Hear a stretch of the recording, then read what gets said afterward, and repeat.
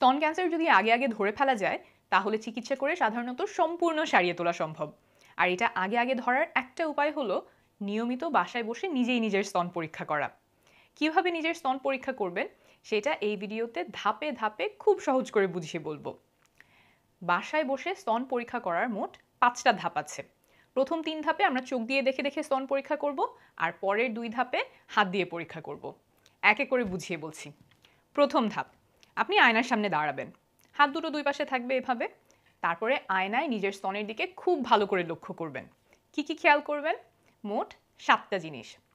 ওই যে স্তন ক্যান্সারের 7টা লক্ষণ আমরা জেনেছিলাম, সেগুলো এখন আবার খুব ভালো করে খেয়াল করবেন। এখানে ছোট্ট করে সেই 7টা লক্ষণ আবারও একটু বলে দেই। প্রথমে স্তনের 3টা লক্ষণ, স্তনের কোথাও চাকা, ফোলা বা চামড়া পুরু হয়ে আছে এমন দেখাচ্ছে কিনা। তারপর স্তনের চামড়া, সেখানে কুচকানো, টোল বা ভাঁজ পড়া, কমলার খোসার মতো র্যাশ বা ফুসকুড়ি এমন দেখাচ্ছে কিনা, স্তনের আকার আকৃতিতে কোনো পরিবর্তন এসেছে কিনা। আর তারপরে স্তনের বোটার 3টা লক্ষণ, স্তনের বোটা থেকে কোনো তরল বের হচ্ছে কিনা, পানি, পুজ, রক্ত বা অন্য কোনো তরল পদার্থ। স্তনের বোটা বা বোটার আশেপাশের চামড়ায় র্যাশ বা ফুসকুড়ি, চলতে পড়া, লালচে হয়ে যাওয়া বা অন্য কোনো পরিবর্তন দেখাচ্ছে কিনা। স্তনের বোটার অবস্থানে বা আকারে কোনো পরিবর্তন এসেছে কিনা, দেখতে মনে হচ্ছে যে স্তনের বোটা ভেতরে ঢুকে গেছে এমন দেখাচ্ছে কিনা। তাহলে স্তনের 3টা লক্ষণ, স্তনের বোটার 3টা লক্ষণ, আর শেষে বগল এবং গলার 2 পাশের হাড়ের আশেপাশে ফোলা অথবা চাকা আছে কিনা সেটা খেয়াল করবেন।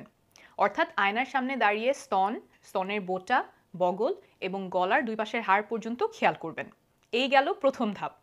দ্বিতীয় আর তৃতীয় ধাপে আমরা এই জিনিসগুলোই আবার দেখব, কিন্তু আমাদের হাতের অবস্থানগুলো পরিবর্তন হবে। বুঝিয়ে বলছি। দ্বিতীয় ধাপে আমরা 2 হাত কোমরে রেখে স্তন পরীক্ষা করব। অর্থাৎ আপনি আয়নার সামনে দাঁড়িয়ে 2 হাত কোমরে রাখবেন আর কাঁধ দুটো একটু সামনের দিকে ঝুঁকবে। আমি এখানে একটু দেখিয়ে দেই, 2 হাত কোমরে রাখা আর তারপর কাঁধ দুটো সামনের দিকে ঝোঁকানো। এইভাবে বুকের মাংসপেশিটা টানটান হয়, ফলে স্তনের কিছু পরিবর্তন আরও ভালোভাবে বোঝা যায়। তৃতীয় ধাপে আমরা 2 হাত উঁচু করে আবার ওই 7টা জিনিস লক্ষ্য করব, ছবিতে যেমন দেখতে পাচ্ছেন। কারণ হাত উঁচু করলে স্তনে কোথাও ভাঁজ বা টোল পড়েছে কিনা, আকার আকৃতিতে পরিবর্তন আসলো কিনা, এইসব আরও ভালোভাবে বোঝা যায়। আর এইভাবে বগলটাও খুব বেশি ভালো করে দেখা যায়। তো এই অবস্থানে আপনি খেয়াল করে দেখবেন বগলে কোথাও ফোলা, চাকা বা চামড়াটা পুরু হয়ে আছে কিনা এমন দেখা যাচ্ছে কিনা। তাহলে প্রথম 3টা ধাপ হয়ে গেল। কি কি ছিল প্রথম 3টা ধাপ?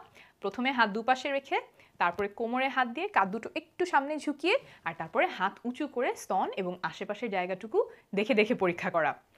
এই 3 ধাপে আমরা স্তন চোখে দেখে দেখে পরীক্ষা করেছি। এখন থেকে আমরা স্তন হাত দিয়ে পরীক্ষা করব। চতুর্থ ধাপ হচ্ছে শুয়ে হাত দিয়ে স্তন পরীক্ষা করা। এবার আমরা হাত দিয়ে চেপে চেপে দেখব স্তনের কোথাও চাকার মতো আছে কিনা। ডান হাত দিয়ে বাম স্তন পরীক্ষা করবেন আর বাম হাত দিয়ে ডান স্তন পরীক্ষা করবেন। এই পরীক্ষাটা শুয়ে করবেন, কারণ শোয়া অবস্থায় পুরো স্তন সহজে পরীক্ষা করা যায়। আর শুয়ে কাঁধের নিচে একটা বালিশ দিয়ে নেবেন। হাত দিয়ে চেপে করার এই পরীক্ষাটা ডান বাম যে কোনো দিক দিয়ে শুরু করা যায়। ধরেন আপনি প্রথমে বাম স্তন দিয়ে পরীক্ষা শুরু করতে চান, সেজন্য বাম হাতটা মাথার পেছনে রাখবেন আর তারপর ডান হাতের আঙুল দিয়ে চেপে চেপে ডান স্তন পরীক্ষা করবেন। কিভাবে চাপ দিবেন সেটা এখন একটু বুঝিয়ে বলি। চাপটা দিবেন আঙুলের নিচের এই অংশ দিয়ে, এইভাবে চাপ দিয়ে দিয়ে পরীক্ষা করবেন। আঙুলটা সোজা এবং এই জয়েন্টে আঙুল বাঁকানো, এইভাবে। অনেকে যেটা করেন আঙুল এভাবে বাঁকিয়ে আঙুলের মাথা দিয়ে চাপ দেন, এতে কিন্তু স্তনের পরিবর্তনগুলো অত সহজে বোঝা যায় না।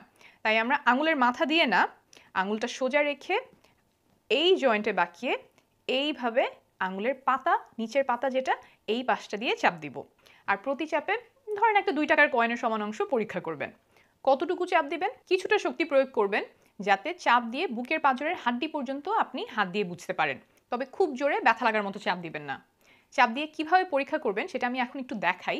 ধরে নেই এটা হচ্ছে স্তন, এই যে এই হলুদ অংশটা হচ্ছে স্তন, আর নিচের এই সাদা অংশটা হচ্ছে বুকের পাঁজরের হাড্ডি। তো এখন আমি হাত দিয়ে চাপ দিলে নিচের পাঁজরের হাড্ডি পর্যন্ত কিন্তু বুঝতে পারছি। চাপ দিচ্ছি, পাঁজরের হাড্ডি পর্যন্ত আমার আঙুলগুলো চলে যাচ্ছে, আমি নিচে পাঁজরের হাড্ডিটা বুঝতে পারছি। কিন্তু এখন এখানে যদি কোনো চাকা থাকে, যেমন এরকম ছোট একটা চাকা যদি এটার ভেতরে থাকে, আমি এখানে ঢুকাই এটার ভেতরে চাকাটা। এই যে এখানে একটু ছিদ্র করে নিয়েছি আমি, এখান দিয়ে আমি একটা ছোট্ট চাকার মতো ঢুকিয়ে দিলাম। চাকাটা এখন ভেতরে।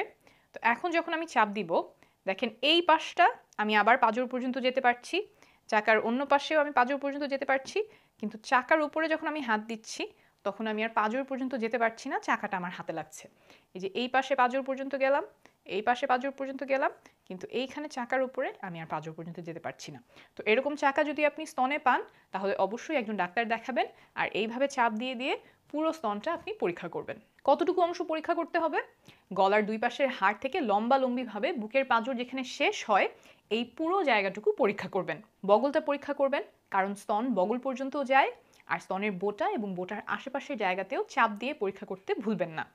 একটা স্তন পরীক্ষা হয়ে গেলে একইভাবে আরেকটা স্তন পরীক্ষা করবেন। 2 স্তন এরকম হাত দিয়ে চাপ দিয়ে পরীক্ষা করে ফেললে চতুর্থ ধাপ শেষ। এবার আমরা আমাদের শেষ ধাপে চলে এসেছি, পঞ্চম ধাপ। এখন দাঁড়িয়ে বা বসে বগল পরীক্ষা করতে হবে। তাহলে এবার আপনি উঠে বসবেন বা দাঁড়াবেন, তারপরে বগল দুটো হাত দিয়ে চেপে পরীক্ষা করবেন। যদি আপনি বাম বগল দিয়ে শুরু করতে চান তাহলে বাম হাতটা ডান কাঁধের উপর রাখবেন, যাতে এই জায়গাটা খুব রিল্যাক্স হয়ে যায়। তারপরে ডান হাত দিয়ে বগলে চেপে চেপে দেখবেন কোথাও চাকা বা ফোলা আছে কিনা। তারপর একইভাবে আপনি ডান বগল সেটা পরীক্ষা করবেন, সেই জন্য ডান হাতটা বাম কাঁধের উপর রাখবেন, এই জায়গাটা খুব রিল্যাক্স হয়ে যাবে। তারপরে বাম হাত দিয়ে চেপে চেপে একদম বগলটাতে দেখবেন যে কোনো চাকা বা ফোলা আছে কিনা। তাহলে আমাদের শেষ দুইটা ধাপ কি কি? শুয়ে স্তন এবং তার আশেপাশের জায়গা পরীক্ষা করা, আর তারপরে বসে বা দাঁড়িয়ে বগল দুটো পরীক্ষা করা। তাহলে এই 5টা ধাপে আপনি বাসায় বসেই স্তন পরীক্ষা করে ফেলতে পারবেন। কিন্তু এই এত কিছু করার উদ্দেশ্য কি? কেন আমরা এত কষ্ট করব? আপনার স্তন বাইরে থেকে দেখতে কেমন, চাপ দিলে হাতে কীরকম লাগে, এইসব আপনি একদম ভালো করে জেনে যাবেন যদি নিয়মিত এই স্তন পরীক্ষা করেন। এটা জানা গুরুত্বপূর্ণ, কারণ এক একজনের স্তন এক এক রকম। আবার একই মানুষের 2 স্তন 2 রকম হতে পারে, একটা বড় একটা ছোট এমন হতে পারে, এবং সেটা স্বাভাবিক। কিন্তু আপনি আগে থেকে যদি খেয়াল না করেন তাহলে হঠাৎ একদিন দেখলে হয়তো ভয় পেয়ে যাবেন। বা আরও গুরুত্বপূর্ণ হলো, স্তনে ক্যান্সারের লক্ষণের মতো যদি কোনো পরিবর্তন আসে তাহলে আপনি যদি নিয়মিত স্তন পরীক্ষা না করেন তাহলে হয়তো আগে আগে সেই পরিবর্তনগুলো ধরতে পারবেন না। এখানে আরও কিছু বিষয় আছে, যেমন এক এক সময় স্তন এবং আশেপাশের জায়গা এক এক রকম হতে পারে।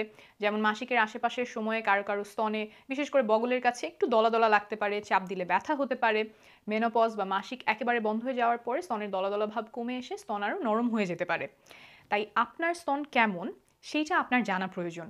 নিয়মিত যদি নিজের স্তন পরীক্ষা করেন তাহলে আপনি আপনার স্তনের জন্য কোন বিষয়টা স্বাভাবিক আর কোন বিষয়টা অস্বাভাবিক কোনো পরিবর্তন এসেছে সেটা নিয়ে আপনি সবচেয়ে ভালো ধারণা পাবেন। এতে করে যে কোনো ধরনের পরিবর্তন খুব সহজেই ধরে ফেলতে পারবেন, ফলে অনেক ক্ষেত্রে স্তন ক্যান্সার গুরুতর হবার আগেই সেটা ধরে ফেলে চিকিৎসা করা সম্ভব হবে। কখন এই পরীক্ষা করবেন? নিয়মিত পরীক্ষা করার চেষ্টা করবেন, মাসে অন্তত একবার, আর প্রতি মাসে একই সময় পরীক্ষাটা করার চেষ্টা করবেন। মনে রাখার সুবিধার জন্য হয়তো ঠিক করে নিলেন যে প্রতিবার মাসিক শেষ হওয়ার পরের দিন আপনি স্তনের এই পরীক্ষাটা করবেন, যদি স্বাভাবিকভাবে এই সময় আপনার স্তনে ব্যথা বা অস্বস্তি না থাকে আর প্রতি মাসেই আপনার মাসিক হয়। যাদের মেনোপজ বা মাসিক পুরোপুরি বন্ধ হয়ে গেছে তারা স্তন পরীক্ষা করার জন্য মাসের যে কোনো একটা তারিখ নির্দিষ্ট করে নিতে পারেন, যেমন প্রতি মাসের 1 তারিখে আমি স্তন পরীক্ষা করব, এভাবে ঠিক করে নিতে পারেন। আর 35 বছর বয়সের পর থেকে নিজে নিজে স্তন পরীক্ষা করার পাশাপাশি বছরে একবার ডাক্তারের কাছে গিয়ে স্তন পরীক্ষা করিয়ে নেবেন। ধন্যবাদ।